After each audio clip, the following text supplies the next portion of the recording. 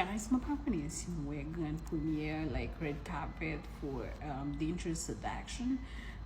Film que Blanc de Di, Darlene Descap, Tonton Micha, Tidjo avec Magdi, act la dan, but you know, it gave me the vibe of like a festival de Cannes, pardon. Li ba mon vibe, yon grand premiere, yon movie américain.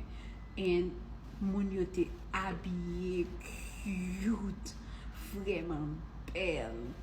And yo te belle, yo habillé belle, espace là te vraiment belle, décor là, everything, man.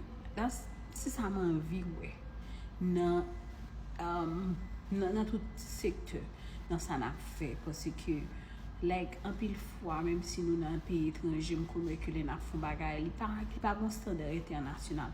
Film nan en soi, malheureusement beaucoup elle, but moun qui ont déjà dit que les grands standard international, and then the red carpet, everybody, acteur, actrice, yo te habillé, tout le monde te belle. So yeah, keep it up. I like it.